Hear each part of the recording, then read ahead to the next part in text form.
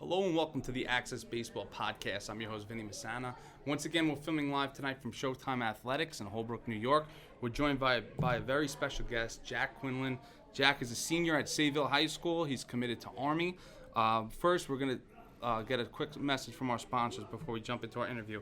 No matter the level of play you're at, everybody wants to be their best. Elite-level athletes have a team around them to help them excel in every facet of the game. If you've ever wondered how you can have the same level of attention that the world-class athletes do, but without breaking the bank, then the Vitality Center is your answer. Their team of specialists can get you back in the game quickly and safely and keep you at your best throughout the season. Their holistic one-stop shop approach can address the physical and mental parts of the game to help you gain the edge you need to compete with the best. Conveniently located in Comac, New York, right off the LIE in Northern State, the Vitality Center is ready for you. To learn more, go to vitalitycenterli.com or give them a call at 631-864-2784. All right, Jack, so let's talk about the 2021 season for Sayville. You guys, were the reigning champs, even though it was 2 years ago. Yeah. So you guys entered the season with the target on your back as far as the Class A schools go. And by all measures, you guys had a good season, but ultimately came up short. So looking back, how would you kind of evaluate you guys here? We had a pretty good year overall, but it definitely could have been better. There was definitely games we shouldn't have lost, or at least not that bad. But I think what the big thing was, a lot of guys got better as the season went on, especially with football, because most of the team played football, and it was tough for them to bounce right into baseball with like zero time to get back and do it. So it took us a while to get back in the swing of things, but once we did, it really started to click. Mm-hmm. And, yeah, that was pretty much it. Just as far as that, I actually forgot about that. So the football season basically went right up until like April, and then you guys had tryouts after that. 1 week. And some of your best players were football players, right? Yeah, exactly. That was really tough. So they didn't have a chance to really build up their throwing progressions. No, they kind of just jumped into it. Wow. Especially like Cheshire, he didn't really get a chance to throw much bullpens. Yeah. Or like Millwater too, Messina, they all just kind of hopped in. They didn't really have a chance to work on any baseball. Mm-hmm. And one of the kids that really impressed me was Jack Turner. He won 10 games, which is pretty incredible in a short season. But he was probably your number one pitcher last year. What did you like from him? He was fun to catch. He was easy, and he had a really good fastball. His slider was tough gross. Arm slot, right? Yeah, exactly, from that three-quarter slot. Mm-hmm. He had a good tempo, and he was just kind of goofy, so it was fun too. I really liked catching him. But his slider was just unhittable. Mm-hmm. He was, he would attack hitters. It was easy to catch him. He made my job easy. Yeah, you guys had a really solid team last year. It was, it took facing a good team like East Islip, I think, to keep you guys from repeating. Looking back on that semifinals, what were your biggest takeaways from that? Do you guys feel like you played your best ball? We played a pretty good game. It came down to one mistake pitch, and the kid hit it, or Ryan Fremy, he hit one home run, and that was what won them the game. But I think we should have been able to win that game if we just hit more. But we faced John Rizzo that game, so he's always tough to hit too. Yeah, he had probably top 3, I would say, seasons on Long Island, just as far as the overall body of work. Lights out from day one. So that's kind of what it takes to stop a team like you guys. It was going to take a premier pitcher like that. But turning back the clock to 2019, you guys won the first Long Island championship in program history. Just an incredible run. You lost your first playoff game and then ran the table with, 7 straight wins, something like that? Something like that, yeah. Now it's been over 2 years since then. I mean, what were some of your best memories from that year? That was definitely one of the years that I've had the most fun ever playing baseball. That team was really fun. It was special. We started out the season all right. I think we had the first scrimmage we lost. Mm-hmm. And then the first game of the year, we tied against Hauppauge too. And that's who we ended up playing the first game of playoffs. Oh, yeah, was that game? Yeah, we lost. And then we ended up winning it. But, yeah, we started a rivalry with them that game. We had a guy, Johnny Gaconia. Mm-hmm. He was one of those guys, you love him if you're on your team, but you absolutely hate him if you're on the other team. Always starting stuff with other teams, just to get them all pissed off. Mm-hmm. And it was effective because it made the game fun. It would get under this. But exactly. He was really good at that. But he put a target on our backs, and we kind of rose to the occasion. He was a great teammate, though. Mm-hmm. And that Long Island championship game, of course, is the stuff of legend. Brock throwing the no-hitter. Yeah. I mean, it getting reposted millions of times on the internet. I mean, do you guys just sometimes look back on that and just say, like, this really happened? Like, this was us. You guys were internet celebrities for the week. Yeah, it popped up on my phone the other day, and I was looking back, and I just kind of, like, Just like, wow, that really did happen. Yeah. It was a pretty incredible game. Yeah, and to beat a team like Clark, who, they've returned the same team basically the next year, that was the number 1 seed in the playoffs, and just two behemoths going at each other. It was just a great baseball game all around, and of course, I know Clark likes to say that they, if it was at a smaller field, they would have had a couple home runs, but that's baseball, Exactly. That's you gotta roll with the punches. So, so you hit 3 home runs this last year, had a solid year. We put you on the all access team, which goes to the top players on Long Island. From a personal standpoint, what do you want to work on this offseason heading into 2022? My catching, I felt, was pretty solid last year. I definitely want to get better offensively because I hit pretty well, but I definitely have more in the tank. Mm-hmm. I'm trying to work on right now effortless lift, and especially with just getting bigger and stronger, the ball's just going to carry more. Mm-hmm. And I think I can have a monster year this year. I just got to put the work in for it. Mm-hmm. And now, like we mentioned, baseball, you got all different types of fields. You guys are kind of on the other end of that. Your left field is conducive to, some extra base hits, we'll say, from the right-handed batters. How does that impact your guys' games, do you feel like?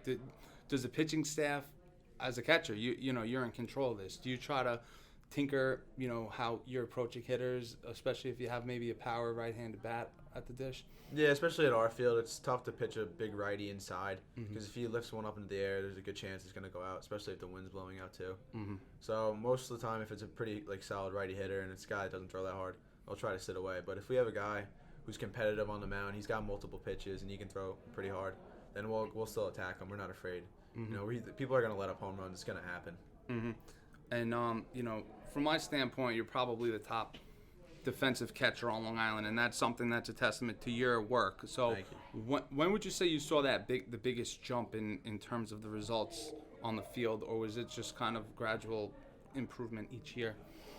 I feel like definitely say 9th grade to 10th grade year. Mm-hmm. Especially with the weight room, that helped so much because the skill was getting better, but then just extra strength really pushed it over the edge, and that's what helped me make a big jump. What are some things that you did to try to improve your arm behind the dish? Just lifting and long tossing, but now I don't really long toss anymore. I just try and go 150 feet and throw it as hard as I can, just to work on pull downs because I don't really need to throw farther than that as a catcher. And I think last year I saw you went to 7-tool, right? Yes. Was that something that you felt like was a positive for you? Yes, definitely. I like 7-tool. We get a lot of reps in, and it's a competitive environment. There's a lot of good guys there. So it makes it fun, and you're there to work hard, but you're also getting better and competing. Yeah, it's a good atmosphere for sure, especially when they have the measurement days where you kind of see how you stack up against everybody else. So, yeah, exactly. As I mentioned in the beginning, you committed to Army, and I know you did a piece on our website when it happened. But for those that might have missed it, can you just talk a little bit about that recruiting process and why you chose Army? Yeah, sure.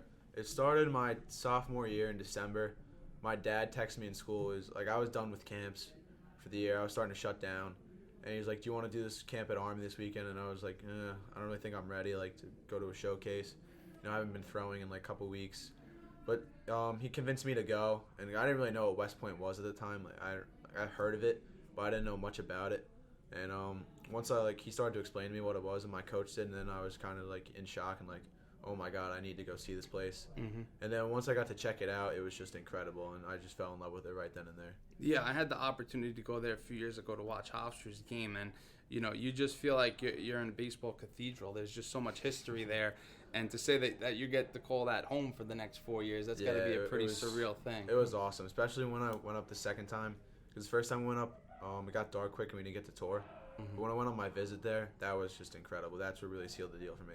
I knew I wanted to go there right then and there. What is the process like as far as getting into the school? Because it's not as simple as, if you're a D3 player and just calling up the coach and saying, yeah, I think I want to come here, and you get, put on the roster or something. Yeah, the application process, it can be overwhelming. It's a pain in the butt. But overall, it wasn't terrible. I remember when I first opened it, I was like, holy crap, this is a lot. How am I going to do all this? But it ended up being not that bad, especially if you just stay on top of it and just get things done when they need to be. But it was definitely a lot, because I had to write a lot of essays, get a letter from my teachers early, take a fitness test, a lot of medical exams and filling out medical forms.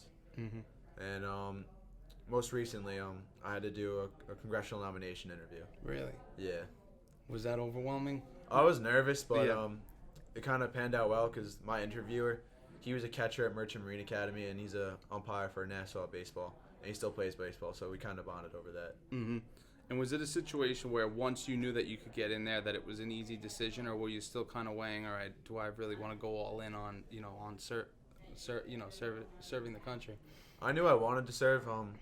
Once I visited, I was like, yeah, this is what I want to do. Like, it felt like I was born to do this. Mm-hmm. But the application, like, the coach kind of told me, he's like, we're gonna help you as much as we can through this. Mm-hmm. So there's like a pretty good chance, Now, as far as the guys that have committed to Army since then, did you have any say in that, or just as far as like helping them out, maybe giving them advice and whatnot? Yeah, we have like a group chat, so we're like, if someone has a question, and we know the answer, we're glad to help. Mm-hmm. Especially now that we've done it, we'll be glad to help the younger guys too who are going through, because I got help from upperclassmen too who are there now.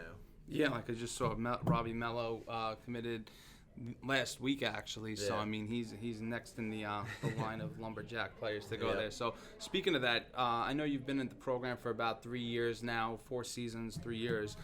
Can you tell the audience a little bit about what it's like, to be East Coast lumberjack? It's tough. It's not easy, especially because of the schedule. It's just the traveling, but I like that because it prepares you for college baseball. Because then you're used to spending a lot of time on the road, being away from family, being uncomfortable, and it's not about like getting seen by these southern schools, because most of our players are all Northeast ball players. But it just shows the college coaches that we played against really good competition, and that we've done similar to or at least close you can be to a college schedule with all the traveling. So we're ready for it when we get there. It's not a shock. What's been the best trip that you've been on? The best trip I would say was Florida this summer. That was a really fun. We lost the first game of the tournament, and then I think we won 10 consecutive to win the whole thing. 10. Well, the championship game, it started thundering and lightning, and the other team pulled a card that they had to catch flights, so they couldn't finish the game because they had no pitching left. They knew we were gonna win. Yeah. And it was like the third inning. It was 0-0, but we all knew who was gonna win that game. And they pulled so they could be co-champs. We were so mad about that. 10 wins though in a week. I mean, how did you guys have enough pitching? I don't even know. A lot of guys really stepped up. That's really pretty much what it came down to. We used everybody. Did you get on the bump? I did not have to. We had a lot of guys step up and save, throw a complete game and save arms. Yeah. Who were the big contributors for you guys this summer? This summer, we had a lot of contributors. Pitching-wise, I would say Connor McCreary, he really stepped up this summer. Who's going to South Carolina, right? Yes, he was night and day compared to last year. Jude Abadesa is another one. Michael Lombardi. He didn't really pitch that much, but he was a really good shortstop. This guy, Michael McKinney, he was really helpful too. Matt Martinez, another catcher, he was really good. He hit really good this summer. So it was a group. It was a team effort then. Yeah, I guess it really to win was. that amount of games. So many guys. Yeah. You really have to have a team effort if you're we gonna. We had a really big team effort this summer. For sure. Who do you take hitting lessons with? Right now, I've been hitting a lot with Brendan Strovink and his brother and his dad. They've been really helpful, and I also hit with Justin Echeverria too. Very cool. Who were your favorite players in Major League Baseball? Oof. I would say catching-wise, I like Salvador Perez. Okay. Well, probably hitting too. 48 home runs this year. When you were younger, did you have any non catchers that you looked up to? I mean, I was a Yankee fan, so Derek Jeter, I would say. Yeah, I would say since I've been doing this, probably about 95% of people say Derek Jeter is their favorite player, and more recently, I would say probably Trout, maybe Fernando Tatis, but for an entire generation, Jeter was the guy. Yes, he was. Any superstitions on game day? I would say it just depends on the songs I gotta listen to. Whatever I'm feeling at the time, I gotta listen to it on the bus or in the locker room before the game to get my mind right. So you don't have to switch it up then? No, I gotta listen to the same songs. Yeah, baseball players are very much creatures of habit, especially left-handed pitchers like me. Catchers, not really, because you got to be able to roll with the punches at all times. Yep. And on that note, how much work goes into developing rapport with the pitching staff? On a summer team, if you have 15 pitchers, it's very hard to do that. But during a high school season, you might have 5 guys that are relied upon that are doing most of the innings. So how difficult is that to learn basically everything about your pitcher? Well, if it starts like it normally does in like January or February, it's not that bad because then you're starting to like get a feel for them. And I feel like definitely as you like make a personal relationship with them, that makes it so much easier too. especially like if you're just close with the person or like you know them. It makes it a lot easier. So this year was tough then when you have guys coming from the football field. April comes around and all of a sudden you have to get ready for an opening day start. So Jack Cheshire, he didn't even have a curveball till like his third or fourth start. That's incredible, and he was able to win with it too. Yeah. Who were some hitters in the conference that impressed you this past year? I would say Dominic Carbone. He was good. He was really good. Cody Miller, Sean Hamilton. So you got to see them all this year. That's crazy. They have like such a young core that they're all back for the next year. They're really good. All the Rocky Point guys are good. Yeah, they have great coaching. Yeah, Angelo knows his stuff. That's going to be a good matchup this year. Are you guys opening up against them? I think we play Mount Sinai. Oh, okay. Who won the Long Island Championship? Yeah, so same situation with them. A lot of their best players were all 22s and 23. So it's going to be a good conference this year. I think it's going to be a lot of fun. Favorite type of meal pregame? Ooh, I'd say just like a protein bar, something light. Keep it simple. How about favorite place to get a slice of pizza? Pizzeria in Bayport. Okay. Favorite show on Netflix? Ooh. Or Hulu? I'm gonna have to say Meat Eater. What's that about? It's this guy who goes hunting and he kind of vlogs it and he tries all these different meats. Okay. Well, I don't know anything about that. I'll take your word for it. Let's see. Last thing. This was a question we used a lot last year, but I'll bring it back. If there's one teammate that you could be quarantined with, if you had to be, who would it be? Oh, from high school or just like in general? In general. I would have to say, from someone from our Lumberjacks team, probably either Michael Lombardi or Matt Carrera. Who could you absolutely not be with? Liam Bose. That's probably an easier one. You spit it right out. Awesome. So, Jack, thank you very much for your time. Best of luck during the 22 season. Thank you guys for tuning in to another episode of the Access Baseball Podcast. Thank you to the Showtime Athletics for hosting us and Vitality Center for sponsoring this series. See you next week.